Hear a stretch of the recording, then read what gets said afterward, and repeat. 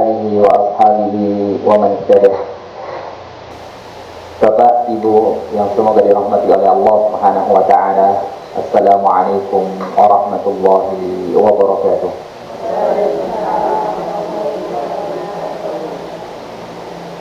Sehat Bapak, Ibu sekalian? Alhamdulillah. Alhamdulillah, kesehatan merupakan sebuah nikmat yang Allah Subhanahu wa taala berikan kepada kita semuanya, yang tidak akan bisa merasakan kenikmatannya kecuali mereka yang telah kehilangan kesehatan tersebut. Ketika kita kehilangan kesehatan, maka saat itu baru kita merasakan nikmatnya sehat. Bapak Ibu yang semoga dirahmati oleh Allah Subhanahu wa taala, kenikmatan lain yang seharusnya kita syukuri adalah Allah Subhanahu wa taala memberikan kepada kita semuanya kesadaran untuk bertalabul ilm. Bagaimana tadi sudah disinggung bahwasanya talabul ilm itu adalah jalan pintas menuju surganya Allah Subhanahu wa taala. Jalan pintas menuju surganya Allah. Karena disebutkan Allah Subhanahu wa taala berjanji akan memudahkan jalan seorang yang menuntut ilmu menuju surga. Gimana cara mempermudahnya? Gimana Allah mempermudah jalan kita seorang yang menuntut ilmu itu menuju surga? Banyak cara Allah Subhanahu wa taala, baik yang hissiyah ataupun ma'nawiyah. Hissiyah itu yang terlihat yang kita bisa lakukan, ataupun yang ma'nawiyah yang itu Allah Subhanahu wa taala benar-benar buatkan jalan yang khusus bagi para penuntut ilmu. Yang hissiyah seperti halnya contohnya Allah Subhanahu wa taala setelah kita itu menuntut ilmu, kita akan tahu mana amalan itu yang berpahala lebih banyak, mana amalan yang pahalanya sedikit, sehingga kita bisa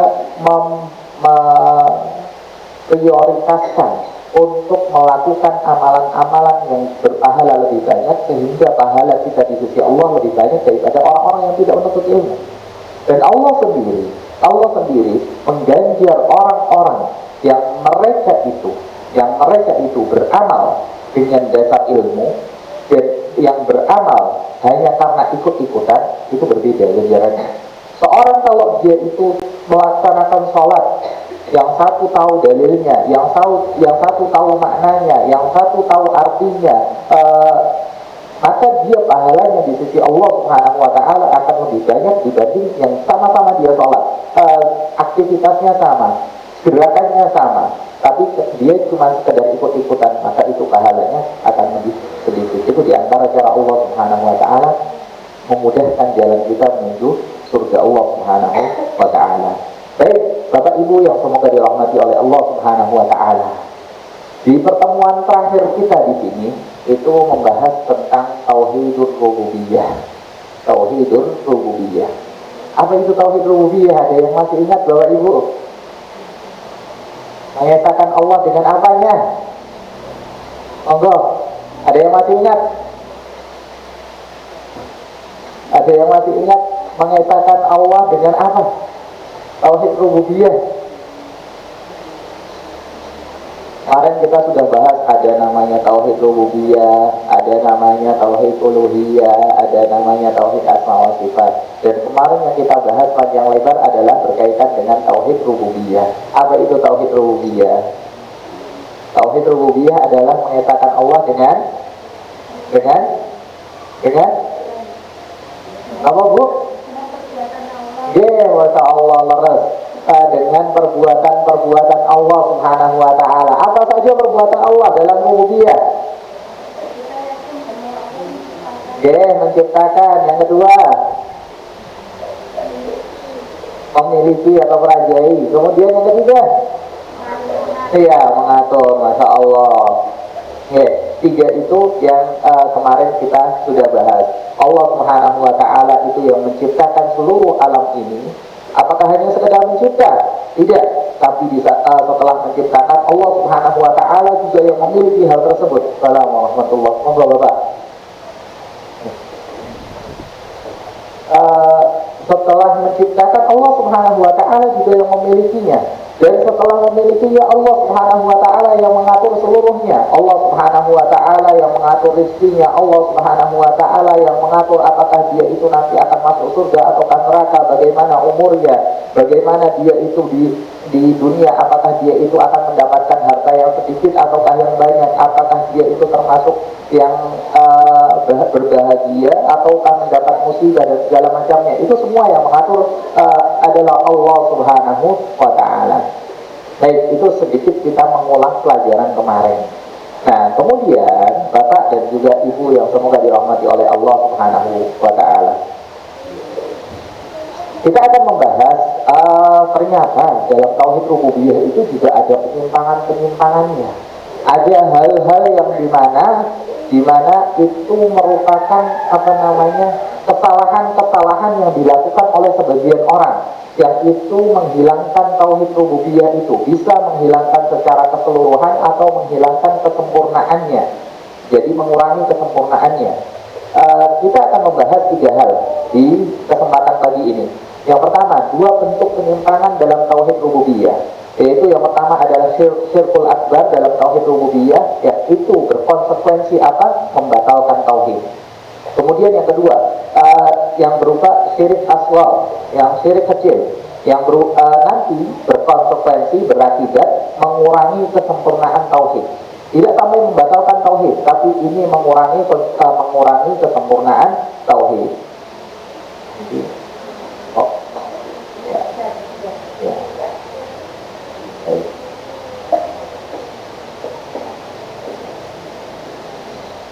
Baik, penyimpangan berat dalam tauhid rububiyah. Apa saja sih penyimpangan berat dalam tauhid rububiyah? Ini saya sebutkan contoh-contohnya saja nih. Contoh-contohnya, di antara bentuk penyimpangan dalam tauhid rububiyah itu adalah ketika ada seorang nggak percaya Tuhan, nggak percaya adanya Allah Subhanahu wa ta'ala, nggak percaya adanya Tuhan sama sekali. Ini biasanya kalau di masyarakat itu disebut dengan ateis. Orang yang nggak percaya adanya Tuhan. Pokoknya alam ini siapa yang menciptakan? Apa alam ini adanya secara tiba-tiba, ya pokoknya ada gitu aja, nggak ada yang ngatur, nggak ada yang menciptakan, nggak ada yang memiliki. Alam ini ada secara tiba-tiba begitu saja. Itu ada sebagian orang yang mengatakan seperti itu. Padahal ini bertentangan dengan fitrah manusia, bertentangan dengan bawaan lahir manusia. Siapapun manusia, siapapun dia, baik itu seorang muslim ataupun bukan, dia itu pasti membutuhkan suatu zat yang dia itu akan diyakini akan menyelamatkannya, bisa menciptakannya, mengaturnya dan segala macamnya. Itu bawaan lahir setiap orang. Bapak Ibu yang semoga dirahmati oleh Allah Subhanahu wa ta'ala, keyakinan adanya Tuhan, keyakinan adanya Tuhan itu semua orang meyakininya. Buktinya apa? Gini, Bapak Ibu sekalian, kalau seandainya Bapak Ibu pernah lihat film-film dokumenter atau film-film tentang orang-orang primitif yang mereka itu tinggal di tengah hutan, di pedalaman Afrika seumpamanya atau pedalaman Papua, mereka itu tinggal nggak kenal peradaban. Mereka itu sekalipun mereka seumpamanya agamanya nggak Islam, tapi mereka pasti masih mengagungkan sebuah sesembahan, baik itu imma itu pepohonan kah, ateisme, dinamisme, dan apa istilahnya, yang mengagungkan roh-roh atau segala macamnya. Nah itu kan sebenarnya mereka itu sedang berusaha untuk mengakui adanya Tuhan, tapi belum menemukan jalan yang benar. Jadi setiap orang secara fitrahnya mereka mengakui adanya Tuhan. Makanya Rasulullah SAW pernah mengatakan gini, kullu mauludin yuladu alal fitrah. Setiap setiap hamba, setiap orang itu mereka dilahirkan di atas fitrah. Mereka mengakui adanya Allah Subhanahu wa Ta'ala, mereka berislam, mereka itu berupaya untuk menuju jalan kebaikan. Kemudian fa'abawahu yuhawidanihi au yunasiranihi au yumajjisani. Kemudian setelah itu ayahnya, orang tuanya itu berperan untuk menjadikannya sebagai majusi, berperan untuk menjadikannya sebagai Nasrani, berperan untuk menjadikannya sebagai Yahudi. Ini yang menjadi apa namanya penyelewengnya. Jadi seluruh manusia pada intinya dari apa namanya poin ini adalah seluruh manusia itu mereka meyakini adanya Tuhan. Nah, ketika ada yang tidak meyakini adanya Tuhan, ateisme tadi, maka itu adalah sebuah penyimpangan dan itu menghilangkan tauhid. Dan ini termasuk penyimpangan berat dan ini termasuk di antara perbuatan syirik besar, syirik akbar yang dapat mengekalkan seseorang dalam neraka. Ada hal yang menarik ketika kita tadi membahas hadis Nabi Shallallahu Alaihi Wasallam tadi. Di situ kan disebutkan setiap manusia dilahirkan dalam keadaan fitrah. Kemudian setelah itu orang tuanya lah yang menjadikannya Yahudi, Nasrani, Majusi. Oh, di sini di hadis ini Nabi Shallallahu Alaihi Wasallam menyalahkan orang tuanya. Menyalahkan orang tuanya yang menjadikan Yahudi, Nasrani ataupun Majusi.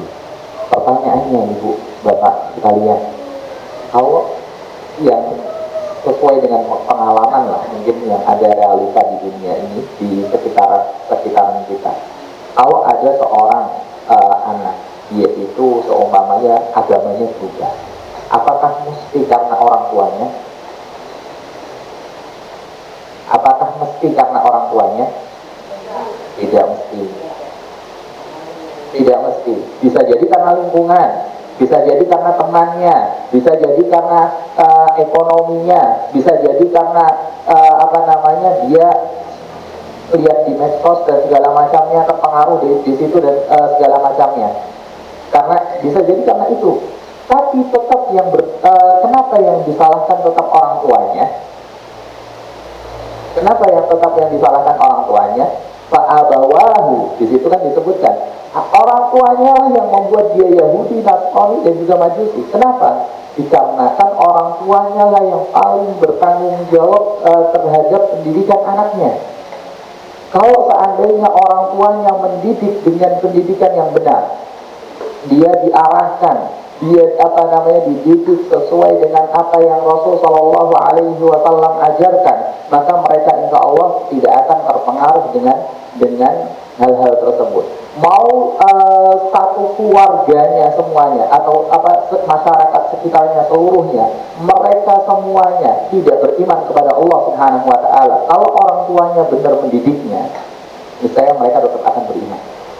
Mereka tetap mengakui adanya Allah Subhanahu Wa Taala. Mereka akan tetap sholat, mereka akan tetap baik. Tapi ketika tidak dididik dengan baik, seumpamanya ada seorang orang tua, mereka itu hanya sekedar gini, yang penting anaknya diam, dikasih hati. Ya, kira-kira orang tua yang seperti ini bertanggung jawab betul? Betul. Yang penting kan anaknya diem, Pak. Yang penting anaknya diem, Bu. Kan konsepnya kita itu punya anak bukan hanya untuk diem, tapi supaya mereka itu terjaga dari api neraka. Gimana caranya? Supaya mereka itu menjalankan seluruh perintah Allah, menjauhi larangan-larangan Allah. Dan kita memahamkan hal tersebut, kita mengajari mereka semuanya. Bukan hanya sekedar diem. Yang menjadi problematika kita semuanya di masyarakat Indonesia rata-rata adalah mereka semuanya sekolah itu untuk apa? Hanya untuk kerja. Mereka tidak padahal yang namanya orang itu mereka akan berumah tangga, mereka akan menjadi orang tua, mereka akan menjadi menjadi bapak ataupun ibu, tapi mereka tidak pernah mempersiapkan diri mereka sebagai seorang ayah yang baik, seorang ibu yang baik itu seperti apa, cara mendidiknya seperti apa. Enggak, sekolah hanya untuk kerja, padahal kerja cuma berapa tahun sih? Apakah selama sepanjang hidupnya dia akan kerja? Lebih lama lagi dia itu akan menjadi seorang ayah sebagai yang lebih lama lagi dia akan menjadi seorang muslim itu seperti apa, tapi itu tidak pernah dipelajari. Baik, itu yang pertama. Kemudian yang kedua, mengaku jadi Tuhan. Ini juga parah sekali. Ada yang orang mengaku jadi Tuhan? Sinten? Fir'aun. Dalam Al-Quran dia menyebutkan ini kalimat yang diucapkan Fir'aun itu disebutkan di Al-Quran dengan Allah Subhanahu wa taala menyatakan ana rabbukumul a'la.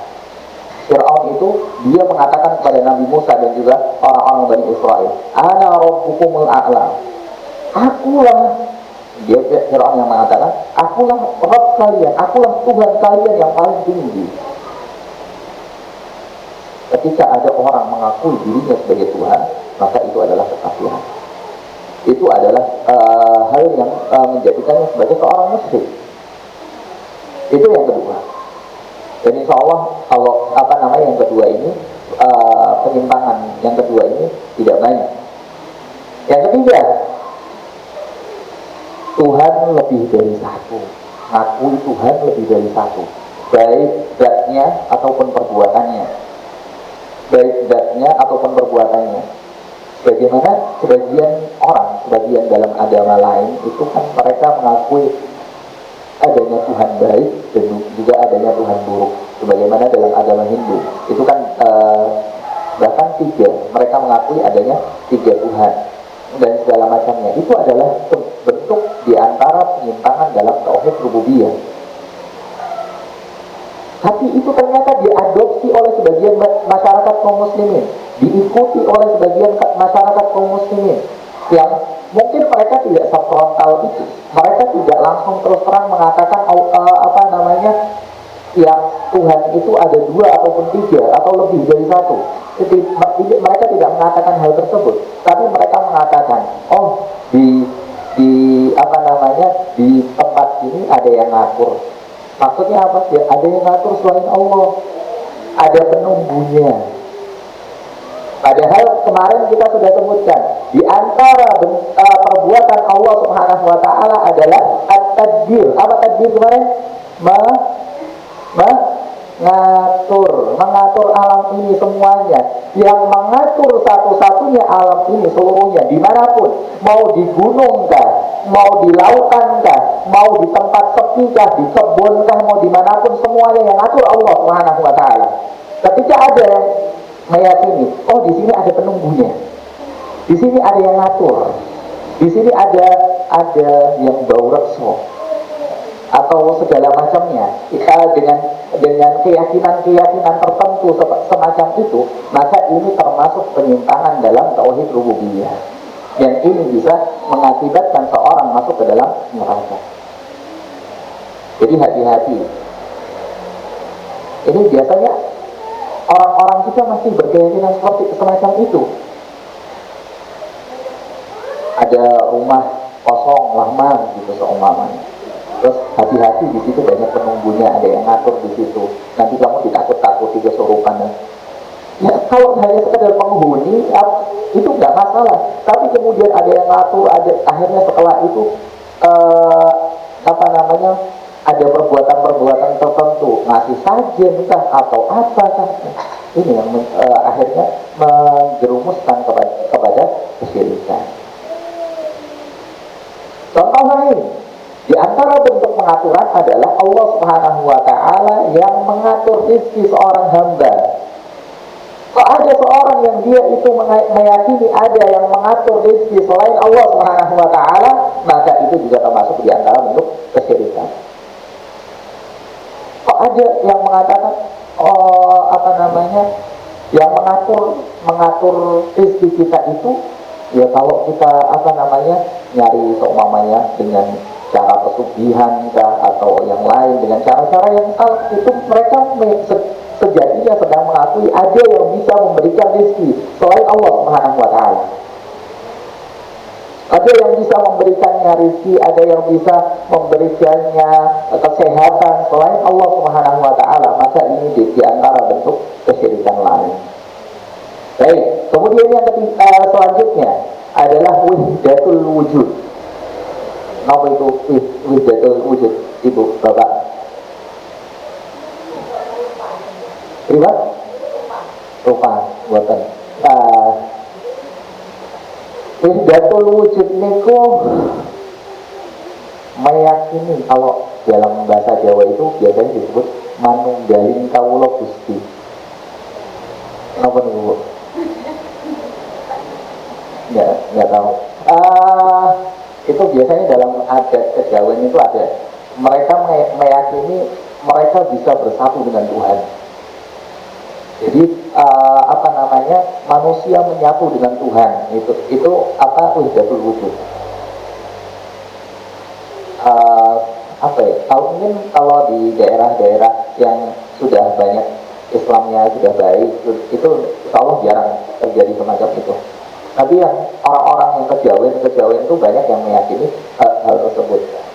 Baik, kemudian selanjutnya itu percaya sama ramalan, zodiak, ini juga termasuk diantaranya. Zodiak, ramalan, yang ini ngetren banget, zodiak semacam ini. Ini termasuk diantara bentuk ada yang meyakini, ada yang bisa mengatur selain Allah Subhanahu wa Ta'ala. Seolah-olah ramalan itu akhirnya menjadi kebenaran. Dia kalau semuanya ramalannya baik, dia akan selalu optimis. Kalau ramalannya buruk, dia akan selalu pesimis. Nah, ini berbahaya sekali. Kita harus yakin bahwa semua yang mengatur itu adalah Allah Subhanahu wa Ta'ala. Tidak ada zat lain yang bisa mengatur alam ini semuanya. Ketika Allah Subhanahu wa Ta'ala, dalam sebuah hadis disebutkan, ketika Allah Subhanahu wa Ta'ala menginginkan kebaikan kepada kita semuanya, sekalipun satu alam ini, seluruh manusia di bumi ini menginginkan keburukan kepada kita, maka tidak ada yang bisa memberikan keburukan kepada kita, karena Allah Subhanahu wa Ta'ala menginginkan kebaikan kepada kita.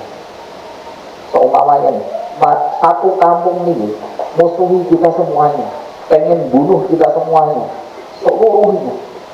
Tapi Allah Subhanahu wa Ta'ala ingin menjaga kita. Tidak akan ada yang bisa melukai kita sedikit pun, satu goresan pun tidak akan ada. Ketika ada seorang yang ingin, ketika Allah Subhanahu wa Ta'ala sudah menginginkan sesuatu keburukan kepada kita, dan seluruh alam ini mereka ingin menjaga kita, maka tidak ada yang bisa menjaga kita, karena Allah Subhanahu wa Ta'ala sudah menginginkan keburukan pada kita. Mau diberikan perlindungan seketat apapun, orang dengan seumpamanya didatangkan tentara sebanyak apapun dan segala macam, kalau memang Allah Subhanahu wa Ta'ala menginginkan keburukan pada kita, ya sudah hancur kita. Baik, kemudian yang paling terakhir itu alam azali.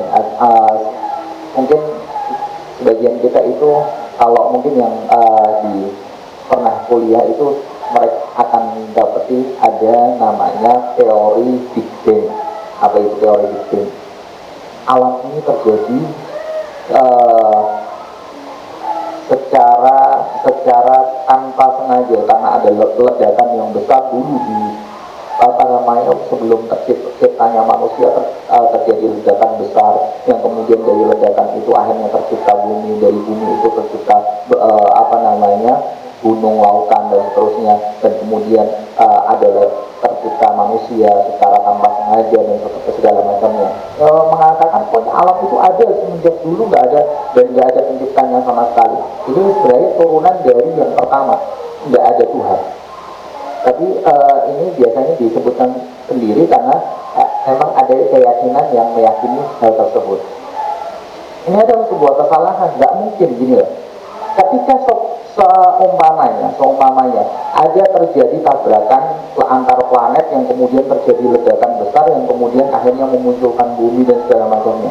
Ini kan kalau seandainya itu terjadi, ini kan tabrakan itu kan sebuah hal yang tidak sengaja. Yang namanya suatu hal yang tidak sengaja, yang kebetulan terjadi, itu tidak akan bisa menghasilkan keteraturan. Jadi kan kalau pernah melihat kecelakaan tabrakan gitu, ya, ketika terjadi tabrakan, apakah mesti yang penumpangnya atau pengendaranya itu lukanya pasti sama? Kan enggak. Karena kenapa? Kecelakaan itu tidak disengaja, langsung tiba-tiba saja duel gitu. Dan akhirnya nggak akan mungkin semua kecelakaan itu akibatnya itu sama seperti itu terus. Nah, sama seperti halnya bumi yang terjadi, kok bisa masa iya ledakan yang besar itu membentuk keteraturan? Kalau seandainya itu ledakan yang tiba-tiba seperti itu, seharusnya yang terjadi adalah ketidakteraturan. Bisa jadi seorang itu diciptakan hidungnya itu kebalik sama mulutnya seumpamanya, atau dia itu hidungnya di telinga. Harusnya seperti itu. Kenapa? Ya namanya tidak teratur ya. Yang namanya kebetulan yang harusnya tidak teratur. Di pabrik, jangan ketika di sini ada yang kerja di pabrik, gimana bisa teratur semacam itu? Ya karena sudah ada aturannya, pastinya. Nggak mungkin ngasal gitu aja langsung jadi baik semuanya. Pabrik sepatu seumpamanya, itu kan dari awal sampai tahap akhirnya semuanya ada prosesnya, semuanya dikawal dengan baik, dan kemudian akhirnya menjadi sepatu yang kualitas bagus. Nggak mungkin semua karyawan yang ada di situ mereka ngasal gitu langsung jadi kayak gitu semuanya. Nggak mungkin. Ini dari logika aja nggak masuk. Itu yang berkaitan dengan penyimpangan yang berat. Ini diantaranya saja. Sebenarnya masih banyak lagi. Baik. Kemudian bahaya dosa syirik. Itu semuanya ketika itu terjadi. Ketika ini semuanya terjadi, nggak percaya Tuhan, ngaku jadi Tuhan lebih dari satu, atau perbuatan Tuhan lebih dari satu, wihdatul wujud, percaya ramalan atau zodiak, alam itu azali dan segala macamnya, maka itu semuanya mengantarkan kepada dosa syirik. Dan yang namanya dosa syirik itu apa akibatnya? Maka di sini Allah Subhanahu wa taala menyatakan dalam surat An-Nisa, innallaha la yaghfiru an yushraka bihi wa yaghfiru ma duna dzalika liman yasha. Sungguhnya Allah Subhanahu wa taala itu tidak pernah akan mengampuni dosa syirik. Wa yaghfiru ma duna dzalika liman yasha. Dan Allah Subhanahu wa taala akan mengampuni dosa selain syirik.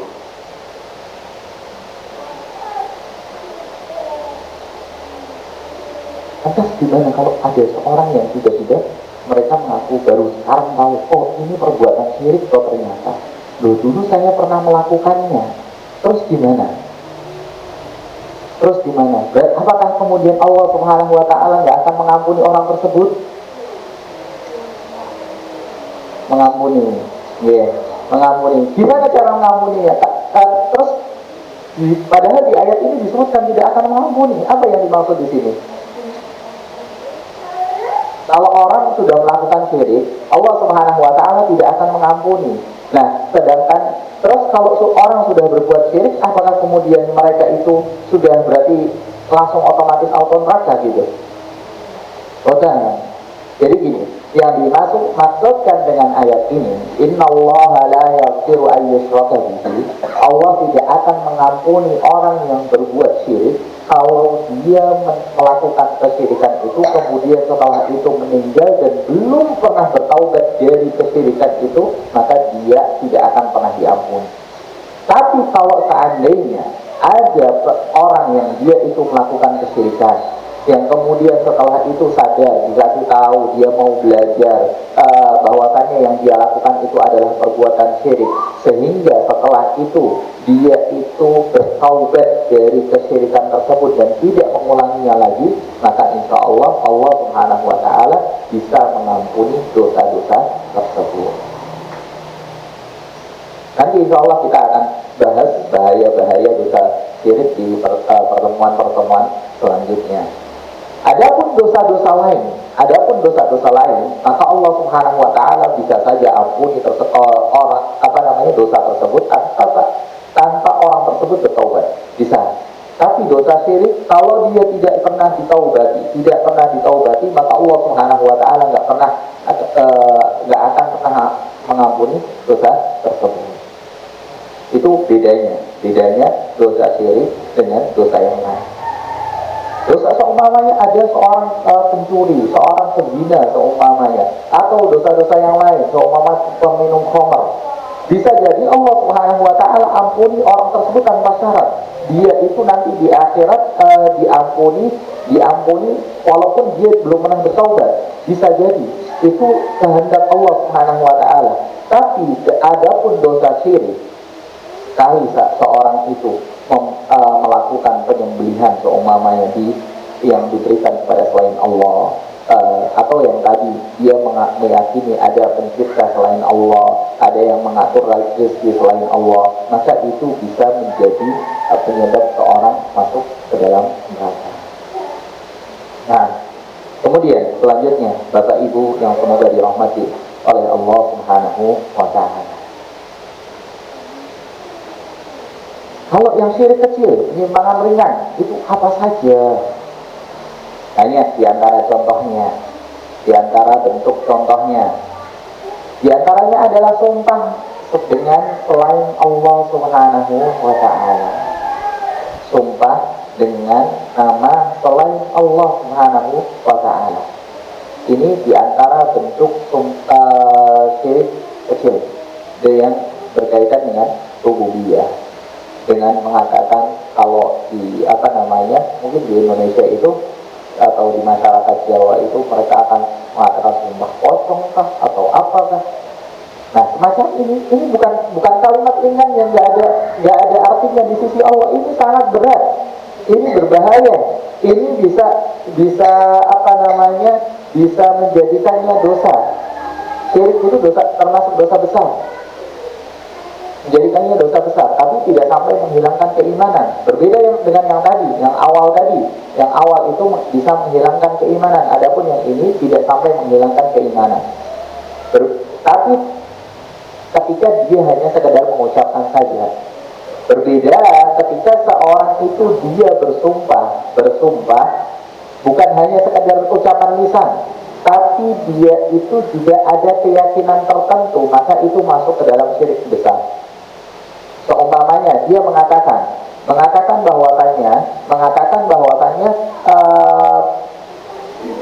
sumpah dengan mengatakan sumpah demi pocong umpamanya, tapi dengan ada rasa pengagungan terhadap pocong itu, dan kemudian juga ada rasa bahwasanya pocong itu dapat memberikan pengaruh pada dirinya, maka ini termasuk syirik besar. Kalau sekedar hanya ucapan saja, maka itu termasuk syirik kecil. Sampai seorang sahabat namanya Abdullah bin Umar itu pernah mengatakan, "Wallahi, aku lebih suka seorang itu bersumpah atas nama Allah dan isinya kedustaan daripada seorang yang dia itu bersumpah atas nama Allah selain Allah sekalipun isinya adalah kejujuran." Seumpamanya ada seorang dia itu mencuri, kemudian setelah itu dia mengatakan, kamu tadi ngambil ini ya? Oh. Terus dia mengatakan, Allah, saya nggak ngambil. Dia bersumpah atas nama Allah. Dia mengatakan nggak ngambil, padahal dia sebenarnya ngambil. Dia berarti saat itu dusta atau jujur? Dusta. Itu dosanya lebih ringan di sisi Allah daripada seorang seumpamanya dia waktu pas ngambil itu kemudian dia mengatakan demi pocong seumpamanya, dan saya ngambil. Dia mengucap semacam itu. Jadi sumpahnya atas nama selain Allah, isi sumpahnya jujur, itu dosanya lebih berat di sisi Allah. Sumpah dengan, kami ulangi lagi, saya ulangi, sumpah dengan nama Allah, sumpah dengan nama Allah yang isinya adalah kejujuran, yang isinya adalah kedustaan, maaf. Sumpah dengan nama Allah yang isinya kedustaan, itu dosanya lebih ringan di sisi Allah daripada sumpah dengan nama selain Allah sekalipun isinya adalah kejujuran, sekalipun isinya adalah kejujuran ataupun kebenaran. Nah, ini hal yang harus kita pahami bersama. Bahkan seandainya kalau ada seorang itu bersumpah atas nama Nabi, bersumpah atas nama Nabi, demi Muhammad seumpamanya, atau dengan yang lain, dengan Nabi lain, malaikat seumpamanya, atau hal lain yang itu merupakan unsur-unsur agama, itu juga terlarang, itu juga termasuk di antara bentuk kesyirikan terhadap Allah Subhanahu wa Ta'ala.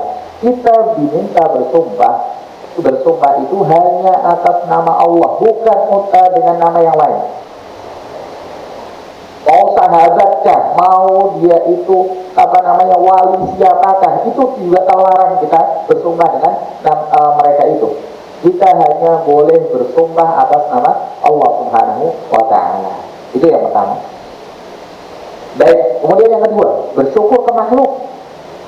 Bersyukur kepada makhluk, ini juga hal yang terlarang. Ini menisbatkan nikmat kepada selain Allah, maka itu termasuk di antara bentuk ketidaksyukuran kita kepada Allah, di antara bentuk kesyirikan kita kepada Allah. Contohnya gini, seorang dia itu habis operasi, terus selamat dari operasi itu, padahal seumpamanya sudah kanker stadium 4. Kemudian karena operasi itu, akhirnya dia cerita sama teman-temannya, sama tetangga-tetangganya, oh kalau nggak karena dokter itu, mungkin nggak bakalan bisa selamat. Kelihatannya biasa aja, tapi padahal ini di sisi Allah Subhanahu wa Ta'ala ini sangat berat. Kenapa? Dokter itu bukan penyembuh, dokter itu hanya sebagai wasilah, perantara. Yang menentukan dia selamat ataupun bukan, itu bukan dokternya, tapi Allah Subhanahu wa Ta'ala. Seumpamanya ada seorang, dia itu selamat dari kecelakaan. Tadi kalau sopirnya bukan bapak itu, celaka kita semua. Ini kelihatannya sepele, omongan biasa aja yang menjadi obrolan setiap hari di antara kita semuanya. Tapi ternyata itu di sisi Allah Subhanahu wa Ta'ala bernilai dosa. Kenapa? Karena dia menisbatkan yang menyebabkan kecelakaan, keselamatan itu bukan sopirnya, enggak. Tadi kita sudah sebutkan, kalau seandainya Allah Subhanahu wa Ta'ala menginginkan kecelakaan bagi kita, siapapun dia nggak akan bisa menyelamatkan kita. Itu seolah-olah sepele, tapi ternyata itu bernilai dosa di sisi Allah Subhanahu wa Ta'ala. Kemudian yang ketiga, Bapak Ibu yang semoga dirahmati Allah Subhanahu wa Ta'ala, menyamakan Allah dan juga makhluk. Menyamakan Allah Subhanahu wa Ta'ala dan juga makhluk. Kalau ini berbeda sedikit dengan yang poin kedua tadi. Kalau yang ini itu seperti halnya ini, ungkapannya hanya ditambah saja. Kalau seandainya bukan karena Allah dan dokter itu, aku nggak akan selamat. Kalau aku kalau sopirnya bukan karena Allah dan juga sopir itu, pasti kita celaka semuanya. Kita masuk jurang semuanya, seumpamanya. Kira-kira ini perkataan benar atau salah? Kenapa salahnya? Ya, menyamakan makhluk dengan Allah, menyamakan Allah dengan makhluk. Ini hal yang merendahkan Allah Subhanahu wa Ta'ala atau meninggikan makhluk. Itu posisinya yang Allah seharusnya lebih dari segala-galanya, tiba-tiba disamakan, ada makhluk yang disamakan dengan posisinya Allah Subhanahu wa taala. Maka itu juga termasuk bentuk kesyirikan.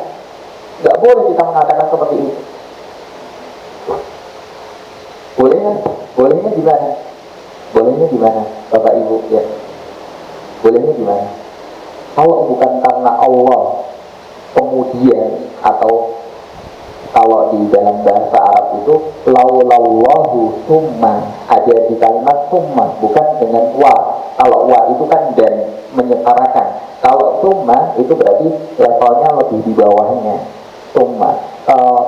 Kalau nggak bukan karena Allah, kemudian dibantu bapak ini, dibantu supir ini, kita nggak akan selamat. Nah itu boleh. Kalau seandainya bukan karena Allah kemudian dibantu oleh dokter itu, maka insya Allah kita nggak akan bisa selamat. Itu nggak salah. Karena Allah, dan kalau bukan karena pertolongan Allah dan juga Pak Polisi, kita nggak akan selamat. Ini perkataan yang salah. Ini mengandung kesyirikan. Kelihatannya sepele, tapi ternyata kita baru tahu ternyata saat ini. Nah, makanya itu diantara bentuk manfaatnya bertolak ilmu. Nah, kemudian yang keempat, Bapak Ibu yang semoga dirahmati oleh Allah Subhanahu wa taala, mengeluh terhadap takdir. Mengeluh takdir. Kok kayak gini? Gimana ya, biasanya kalau ngeluh itu gimana? Ngeluhin takdir, ngeluhin nasib.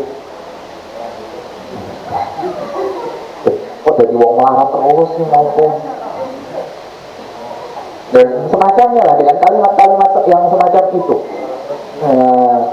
Ya tentang sakitnya kah, tentang keadaan hartanya kah, tentang seumpamanya dia punya suami, kok suaminya itu nggak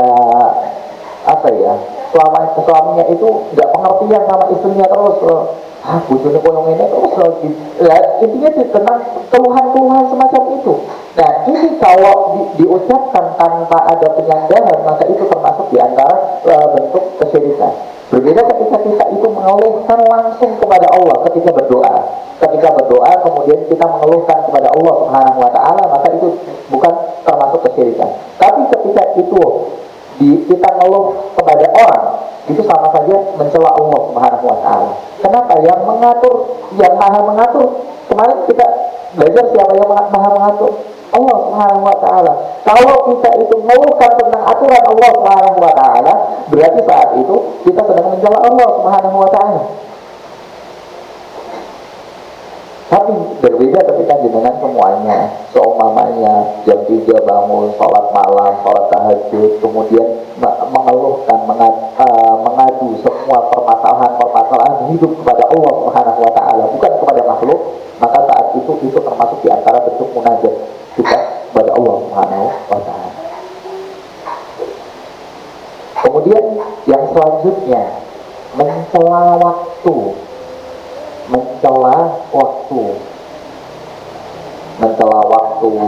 termasuk diantaranya mencela hujan, mencela angin dan segala macamnya. Ini juga termasuk diantara bentuk celaan terhadap Allah, diantara bentuk ketidakterimaan kita terhadap aturan-aturan Allah Subhanahu wa taala. Ini kok panas banget ya. Kalau hanya sekedar untuk mengabarkan nggak apa-apa.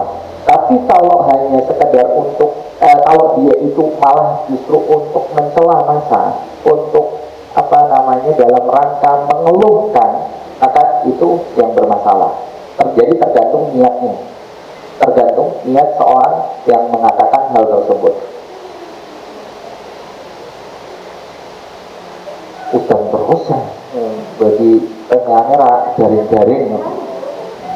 Kalau sekedar dia menyebutkan, mengabarkan, nggak masalah. Tapi kalau mengeluhkan, menyalahkan hujannya yang mengakibatkan nggak kering-kering itu, maka ini termasuk diantara bentuk celaan terhadap Allah Subhanahu wa taala. Kenapa yang menurunkan hujan Allah? Dan jadi kan seumpamanya nih punya apa ya, kalau ibu-ibu seumpamanya masak jenengan, terus tiba-tiba anaknya atau suaminya itu ngomel terhadap masakannya jenengan, kira-kira jenengan tersinggung bukan? Salah dengan apa namanya? Yang ngatur hujan Allah Subhanahu wa taala. Kalau dengan mencela hujan, itu sama saja mencela Allah Subhanahu wa taala. Kemudian yang terakhir Bapak dan juga Ibu yang semoga dirahmati oleh Allah Subhanahu wa taala, itu tentang penyimpangan dengan perbuatan manusia dianggap mandiri. Maksudnya gimana itu? Jadi gini, dia menganggap kesuksesan yang dia dapatkan, kemudian dia menganggap keberhasilan yang dia dapatkan dan segala macamnya itu berkat usahanya sendiri. Sombongan adanya. Pokoknya semuanya ini nek ora aku iso. Nah, semacam kata-kata semacam ini, kalaupun tidak dikatakan dia meyakini hal tersebut, itu sudah cukup. Dia itu memposisikan dirinya itu yang merasa segalanya bisa. Berarti dia memposisikan, oh dia juga termasuk di antara yang mengatur alam. Nah ini termasuk di antara bentuk penyimpangan terhadap tauhid rububiyah. Nah ini kan apa namanya, hal-hal yang keseharian kita gitu. Umpamanya ada kegiatan semacam ini, terus tiba-tiba apa namanya kegiatan itu nggak berjalan dengan baik, atau akhirnya dia ngumpat mengatakan gini, nah aku iso kabeh kuwi, yang kaya ngono ora iso, dengan sombongnya mengatakan semacam itu kan dia apa namanya biasa di antara kita, tapi ternyata itu sangat besar di sisi Allah. Itu termasuk di antara bentuk penyimpangan terhadap apa namanya tauhid rububiyah. Baik, ahkam rububiyah. Baik, di rububiyah ini pada intinya ini penjelasannya yang kemudian nanti setelahnya berlanjut pada uluhiyah dan juga asma wa sifat. Rububiyah itu yang pertama adalah mengesahkan Allah dalam al-khaliq, al-mulk dan juga at-tadbir. Itu yang pertama, mengesahkan Allah dalam al-khalq. Apa kemarin al-khalq? Mencipta. Kemudian al-mulk merajai atau memiliki. Kemudian yang terakhir adalah at-tadbir. Itu dalam rububiyah. Kemudian yang kedua, Allah Subhanahu wa taala itu yang dari rububiyah ini kita bisa mengambil kesimpulan. Allah Subhanahu wa taala itu yang menciptakan apa saja yang Allah Subhanahu wa taala kehendaki. Kapan saja Allah Subhanahu wa taala bisa ciptakan, di mana saja, karena di antara sifat Allah Subhanahu wa taala adalah fa'alun lima yurid. Allah Subhanahu wa taala Maha melakukan apa yang Allah Subhanahu wa taala kehendaki. Dan Allah Subhanahu wa taala tidak pernah berhak ditanya untuk kenapa Allah melakukan ini, kenapa Allah Subhanahu wa taala melakukan itu. Karena sifat Allah Subhanahu wa taala adalah fa'alun lima yurid. Allah Subhanahu wa taala itu maha melakukan apa yang Allah kehendaki. Allah Subhanahu wa taala dalam Al-Qur'an itu menyatakan la yus'alu amma yaf'al wa hum yus'alun. Allah Subhanahu wa taala itu tidak ditanya tentang perbuatannya. Kita semuanya tidak berhak menanyakan Allah Subhanahu wa taala kenapa ini dan kenapa itu. Tapi yang Allah Subhanahu wa taala justru berhak menanya kita semuanya, karena kita semuanya itu memiliki pertanggungjawaban terhadap Allah Subhanahu wa taala. Apa yang kita lakukan, kenapa ini, kenapa itu semuanya kita dimintai pertanggungjawabannya di sisi Allah Subhanahu wa taala. Kemudian Bapak Ibu yang semoga dirahmati oleh Allah Subhanahu wa taala, setelah tauhid rububiyah itu kan kita tentang mengakui keesaan Allah Subhanahu wa taala dalam penciptaan, dalam memiliki, merajai, dan juga dalam mengatur. Maka setelah itu berkonsekuensi kita juga harus mengakui adanya tentang uluhiyah Allah Subhanahu wa taala. Adanya uluhiyah. Kenapa? Gini, uluhiyah itu berkaitan dengan apa ya Bapak Ibu? Ada yang masih ingat? Perbuatan hamba atau ibadah. Jadi kalau seandainya Allah Subhanahu wa taala sudah mengenalkan dirinya sebagai pencipta, Allah Subhanahu wa taala sudah mengenalkan dirinya sebagai pemilik, pengatur, maka setelah itu adalah kewajiban kita mengibadahi Allah Subhanahu wa taala. Jadi ini loh yang sudah diberikan Allah Subhanahu wa taala kepada kita semuanya yang berupa penciptaan. Kita sudah diciptakan. Kemudian setelah itu kita juga semuanya itu milik Allah. Kemudian setelah itu kita juga yang mengatur Allah. Ya, apa yang kemudian apa hak kewajiban kita? Apa yang Allah Subhanahu wa taala dapatkan dari kita yang didapatkan oleh Allah Subhanahu wa taala dari kita semuanya adalah berupa ibadah. Dan ibadah itu hanya boleh diberikan kepada Allah, tidak untuk selainnya. Dan setelah ini juga ada tentang asma wa sifat, dengan tentang nama dan juga sifat-sifat Allah. Nama dan juga sifat-sifat Allah Subhanahu wa taala itu hanya milik Allah dan tidak ada yang menyerupai Allah Subhanahu wa taala dalam hal tersebut. Dan kemudian yang keempat, Allah Subhanahu wa taala menciptakan semuanya dari ketiadaan menjadi ada. Ini bedanya manusia dengan Allah Subhanahu wa taala. Kalau al-khalq, dalam al-khalq itu hanya sekedar menciptakan, tapi ada sifat Allah Subhanahu wa taala yang tidak bisa ditandingi oleh makhluknya.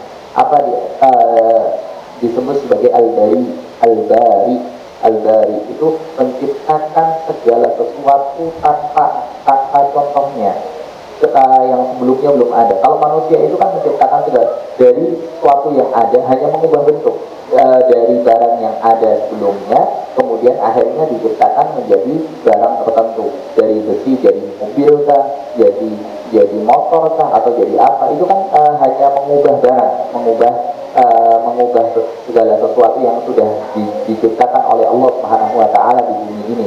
Berbeda dengan Allah Subhanahu wa taala. Allah Subhanahu wa taala itu menciptakan dari semua hal yang sebelumnya tidak ada menjadi ada. Itu yang berkaitan dengan tauhid rububiyah. Baik, masih ada waktu. Insya Allah kita setelah ini akan membuka tanya jawab.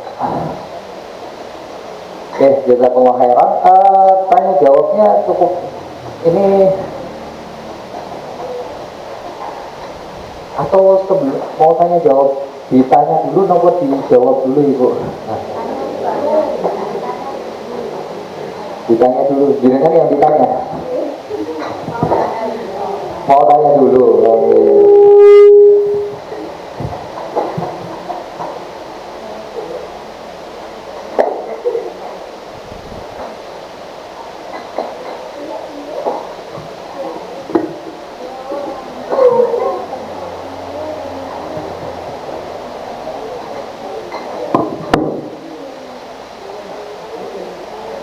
Monggo Ibu, mikirnya sudah ada. Monggo silakan yang ingin bertanya, kami persilahkan.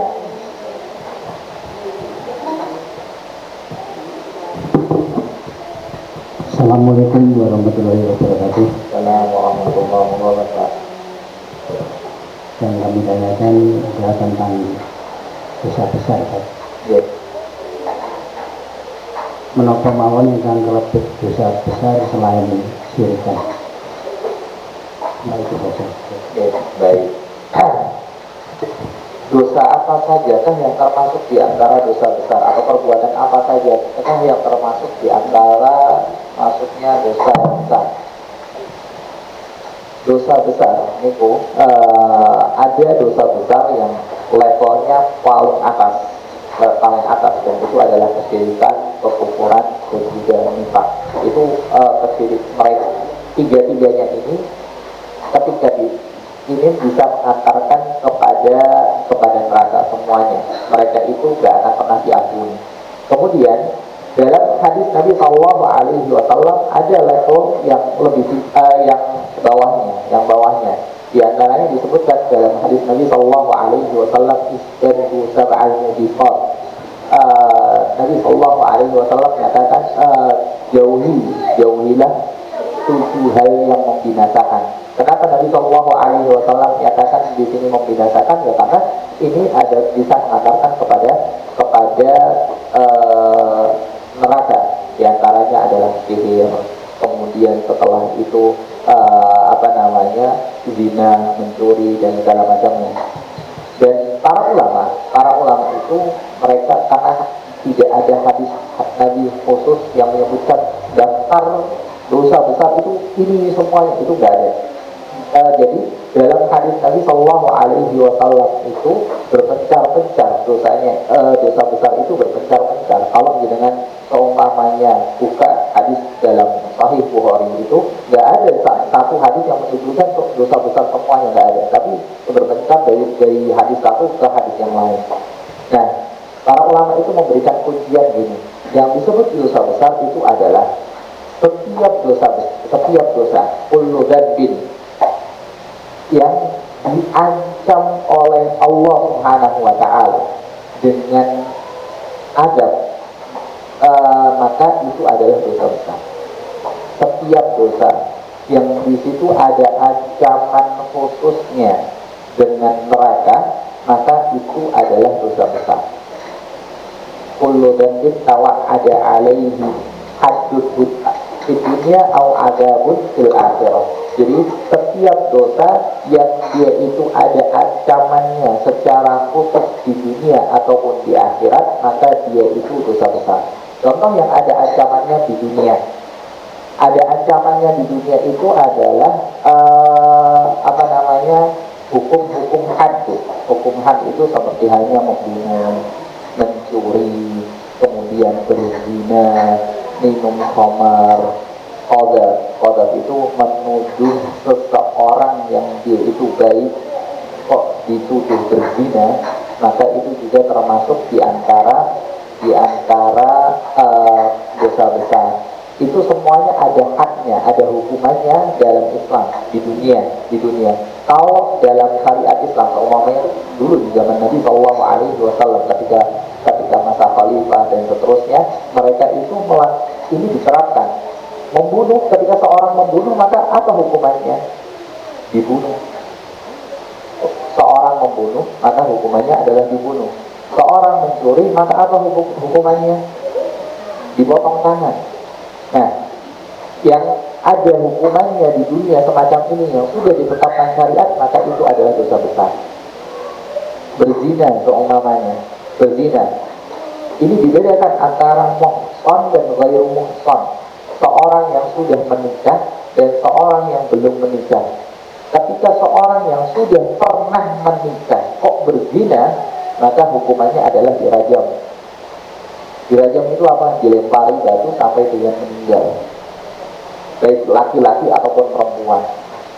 Kalau ghairu muhsan yang belum pernah menikah, maka dia akan dicambuk 100 kali dan kemudian setelah itu diasingkan selama 1 tahun, atau kalau bahasa sekarang ya dipenjara selama 1 tahun.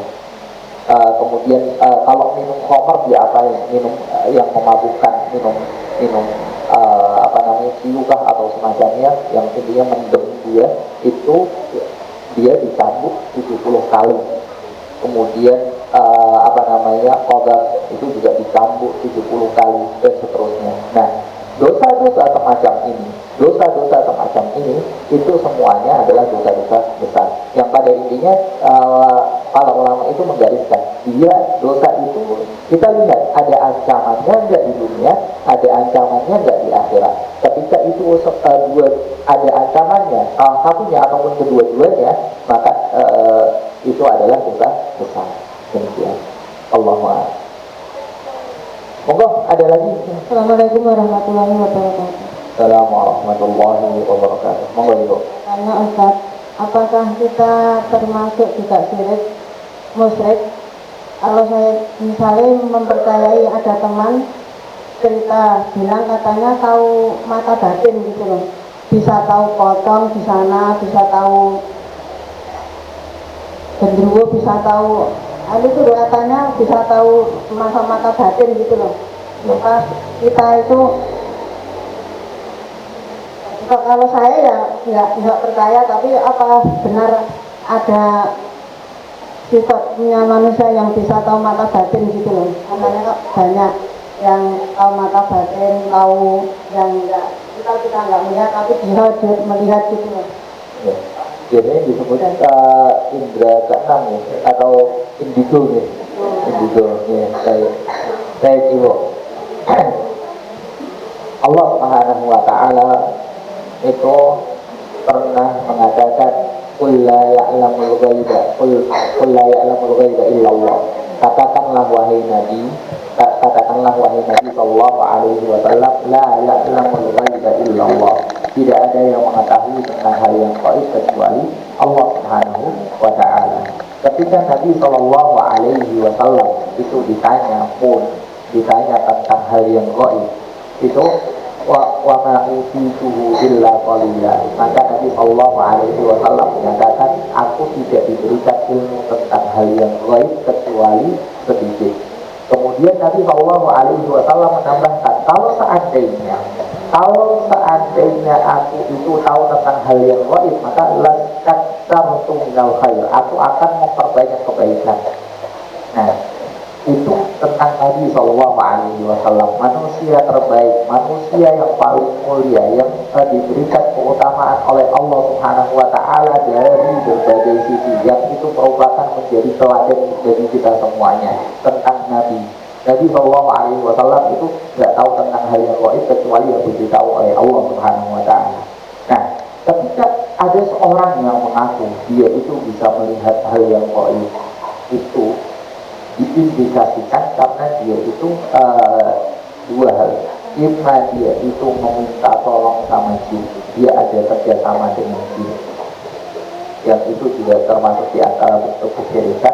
Atau dia itu karena kemasukan jin, yang bukan karena dia minta, tapi karena kayak kerasukan gitu, yang kesurupan atau segala macamnya yang memang dimasuki, yang akhirnya dia itu terkena was-was dari setan, yang akhirnya seolah-olah dia melihat ini dan itu. Biasanya seperti itu. Orang seperti ini, itu solusi dari syariat adalah diruqyah. Orang seperti ini diruqyah. Mereka itu bukan keistimewaan, itu adalah penyakit.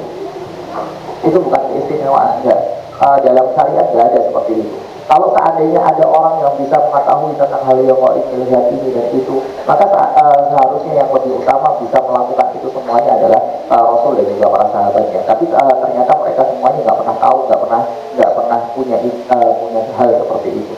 Kalau seandainya mereka seumpamanya tahu tentang hal yang gaib, termasuk di antara hal yang gaib adalah hal yang akan terjadi, maka Rasul dan para sahabatnya nggak akan pernah kalah perang. Tapi ternyata Rasul Shallallahu Alaihi Wasallam dan juga para sahabatnya pernah kalah perang.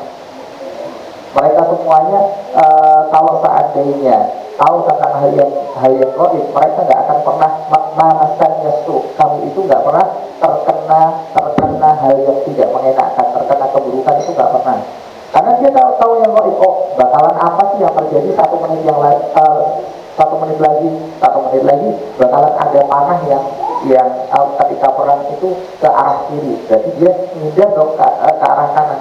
Tapi ternyata kan enggak seperti itu. Nabi Shallallahu Alaihi Wasallam pernah tanggal giginya, gigi serinya. Kemudian Nabi Shallallahu Alaihi Wasallam itu pernah terluka di pipinya dan segala macamnya ketika perang. Nah, jadi kalau semacam itu, maka kita sebagai seorang muslim, kita nggak usah mempercayai hal yang semacam itu, tidak mempercayai dengan hal yang semacam tersebut. Seandainya mereka jin itu jin itu kalau menampakkan diri, mereka itu nggak akan berani menampakkan diri kepada orang yang mereka kuat imannya. Kalau orang takut-takut, justru mereka itu yang lebih berani. Takut-takut karena memang dari awalnya sudah ada rasa takut, nggak nggak keimanannya itu berkurang, kurang atau lemah, maka jinnya lebih berani pada kita semuanya. Kurang lebih seperti itu. Allahu a'lam. Monggo. Assalamualaikum warahmatullahi wabarakatuh. Kalau mau menikah itu kan ada yang mencari tanggal, terus mau menyamakan arah, itu termasuk ramalan enggak? Terus kalau menikahi orang, kalau mau nikah hanya untuk syahadat saja untuk menikah, itu bagaimana Ustaz?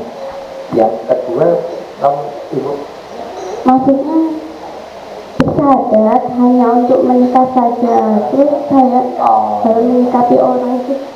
Baik.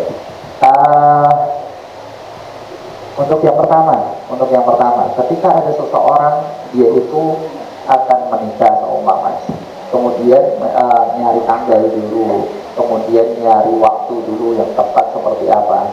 Kalau di situ hanya menyamakan tanggal, karena seumpamanya supaya tidak bertabrakan dengan gawe tetangganya atau saudaranya, maka itu nggak masalah di situ, tidak ada bentuk kesyirikan. Tapi kalau yang bermasalah adalah ketika seorang akan menikah, kemudian kalau orang Jawa itu dilihat wetonnya dulu. Kenapa? Nanti kalau seumpamanya dalam adat Jawa itu kan ada, ketika anak pertama itu nggak boleh menikah dengan anak ketiga, nanti bakalan terjadi seperti ini seperti itu. Kalau mau menikah itu dia arah rumahnya kemana? Nah nanti kalau dia arah rumahnya ke sana, maka arah rumahnya kita ke sini, maka itu nggak akan pernah ketemu dan segala macamnya. Itu termasuk di antara bentuk ramalan. Nah, ketika kita mempercayai tersebut, maka itu bisa mengantarkan kepada kesyirikan. Contoh lain, seumpamanya menganggap sial waktu, masa yang tadi kita sebutkan, itu adalah menganggap nggak boleh nikah di bulan Suro. Kan banyak orang Jawa itu menganggap nikah di bulan Suro, atau kalau bahasa Islamnya itu kan sebenarnya bulan Muharram, tapi dibahasakan orang Jawa dengan bulan Suro. Nikah di bulan Suro itu tantangan. Kenapa? Karena itu mengakibatkan ini dan itu. Itu termasuk di antara bentuk ramalan yang tidak diperkenankan dalam syariat. Itu bisa ketika dia benar-benar meyakini bahwasanya bulan Suro itu bisa mengakibatkan, memberikan keburukan pada dirinya ataupun pernikahannya, maka itu termasuk kesyirikan. Tapi kalau seandainya hanya sekadar meyakini bahwasanya bulan Suro itu hanya bisa memberikan dampak buruk tanpa bukan bulan Suronya sendiri, tapi gimana ya?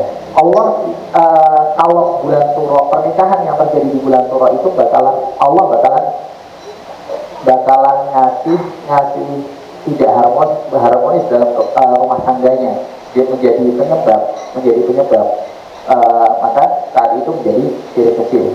Tapi kalau bulan Suronya itu yang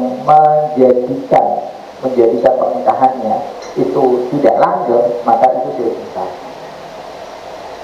Itu yang pertama. Baik, kemudian yang kedua, jadi syahadat ketika mau menikah, ya. Itu biasanya dilakukan hanya mau menikah dalam prosesi menikah atau gimana? Oh, gitu, baik. Yang melakukan dalam nikah gitu. Ya itu sama saja gini. Ketika ada seorang menikah dari non muslim yang kemudian karena dia itu mau menikahi seorang muslimah, maka dia harus berislam dulu, wajib masuk Islam dulu. Kemudian dia diminta syahadat, tapi setelah syahadat ternyata dia tidak melaksanakan keislamannya dengan baik, seperti itu nih. Nah, semacam ini Sama seperti halnya dengan masyarakat yang muslim yang mereka itu tidak melaksanakan kewajibannya sebagai seorang muslim yang baik, hukumnya sama. Jadi dan banyak orang-orang di kita, mereka mengaku Islam tapi nggak menjalankan sholat, nggak menjalankan puasa, nggak mau ngaji dan segala macamnya. Ya sama seperti halnya hukumnya semacam itu. Yang penting mereka itu sudah apa namanya, sudah menyatakan syahadat, maka itu sudah cukup untuk menjadi sah, boleh menikah. Tapi dia tidak menjalankan kewajiban, itu menjadi dosa tersendiri. Tidak ada kaitannya sama pernikahan. Tapi yang perlu perhatikan gini, kalau buat ibu-ibu, mbak-mbak dan yang lainnya, para orang tua juga, Nabi Shallallahu Alaihi Wasallam itu mempersyaratkan lelaki yang mereka itu mau menikahi putri-putrinya dengan itu dengan dua syarat. Idza ja'akum man tardawna dinahu wa khuluquhu. Kalau datang kepada kalian, kepada para orang tua, seorang yang kalian ridhoi agamanya dan akhlaknya. Jadi harus agamanya baik dan akhlaknya baik. Bukan dia sugenda, bukan dia pendidikannya di mana, bukan dia itu anaknya siapa, enggak. Tapi yang ditanya oleh Nabi Shallallahu Alaihi Wasallam, dipersyaratkan oleh Nabi Shallallahu Alaihi Wasallam, agamanya baik enggak, dia sholatnya gimana. Karena ini akan sangat berpengaruh gimana dia itu akan memperlakukan rumah tangganya. Kalau dia itu dengan Allah Subhanahu Wa Taala baik, saya dia akan memperlakukan istrinya juga dengan baik. Begitu juga tentang akhlaknya, gimana sih kesehariannya dia baik bersama temannya, bersama orang tuanya, saudaranya, seperti apa. Kalau itu sudah dia itu dikenal baik, maka silahkan lanjutkan pernikahan itu. Tapi kalau itu ternyata sama agamanya nggak baik, sholatnya masih bolong-bolong, jangan dulu. Dia itu hubungannya sama Allah Subhanahu Wa Taala belum baik, gimana mau membangun hubungan antara manusia. Bisa jadi nanti baiknya cuma di awal kok. Setelah itu ternyata enggak. Sama seperti halnya tadi, kalau seandainya dia itu mau masuk Islam, bersyahadat hanya karena pengen nikah, ya itu cuma baiknya di awal kok, manisnya di depan doang. Nanti terakhirnya dia bakalan detail akhir semuanya. Karena mereka tidak konsekuen dengan apa yang sudah dia ucapkan. Begitu kurang lebihnya. Allahu a'lam. Ya, mungkin untuk pertanyaannya. Untuk berikutnya, mungkin untuk yang penanya tadi silakan mengambil hadiah terlebih dahulu. 1, 2, 3, monggo. Ada terlebih dahulu.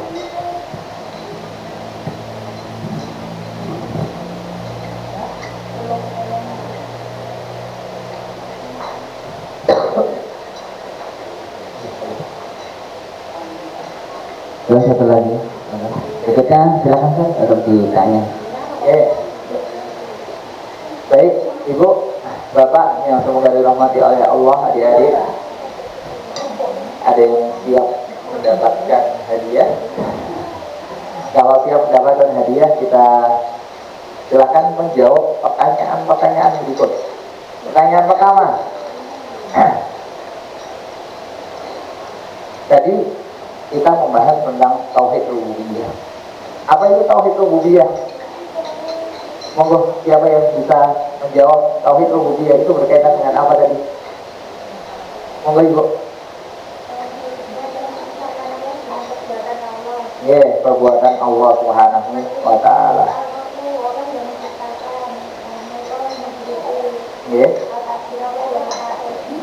Masya Allah, barakallahu fiik. Terus Ibu yang menang. Baik, kemudian hadiah. Yang kedua, tadi dalam tauhid ada dua penyimpangan. Yang satu syirik akbar, yang satu adalah syirik asghar. Apa konsekuensi ketika seorang itu melakukan penyimpangan dalam syirik akbar? Monggo, siapa yang bisa menjawab? Ya, konsekuensinya,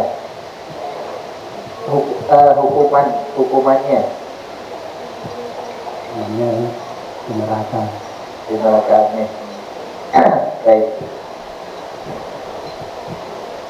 Kekal di neraka gitu nih. Oh ya. Ya, baik. Kemudian selanjutnya, ketika tadi kita sudah membahas apa tadi?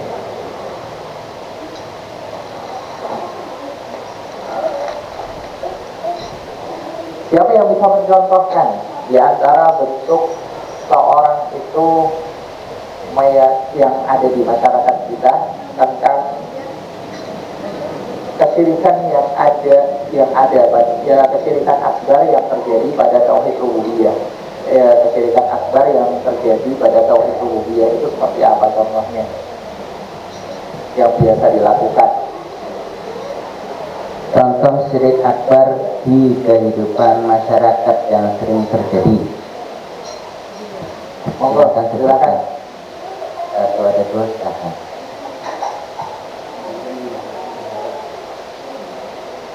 Monggo. Monggo. Monggo. Lewat.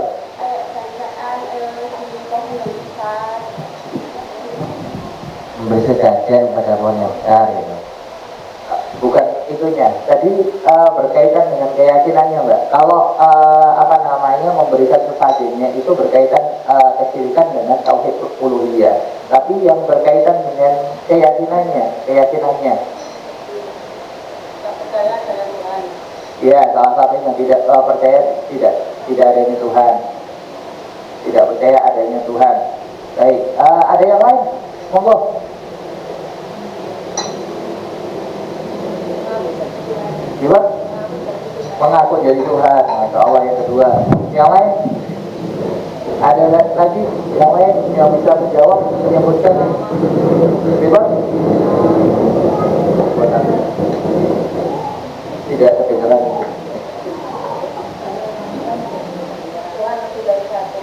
Ya, Tuhan lebih dari satu. Baik. Yang mana? Yang dipilih untuk memilih satu saja. Satu saja. Ya, nanti yang ini yang ngambil apa namanya? Satu saja. Yang satu ini ngambil yang pertama mau nih, Bu. Yang pertama ngambil hadiahnya nanti, terus yang selanjutnya yang jauh nanti kita buka kotak. Oke, baik. Itu Bapak Ibu yang semoga dirahmati oleh Allah Subhanahu wa taala yang bisa kami sampaikan pada kesempatan kali ini. Semoga Allah Subhanahu wa taala memberikan kemanfaatan dari apa yang sudah kita pelajari, dan semoga setelah ini kita bisa menjadi seorang muslim sejati yang bisa melaksanakan segala perintah Allah Subhanahu wa taala dan juga menjauhi larangan-larangannya. Semoga kita dimudahkan jalannya menuju surganya Allah Subhanahu wa taala, dimudahkan menjadi seorang hamba yang bersabar, bersyukur, yang semoga dimudahkan juga dalam kehidupan yang penuh dengan ketaatan. Kemudian Allah Subhanahu wa taala memberikan keberkahan dan kemudahan menuju ridhonya. Allahumma amin. Subhanakallahumma bihamdika asyhadu an la ilaha illa anta astaghfiruka wa atubu ilaik. Hadza wa sallallahu ala nabiyyina Muhammad. Assalamualaikum warahmatullahi wabarakatuh. Waalaikumsalam warahmatullahi wabarakatuh.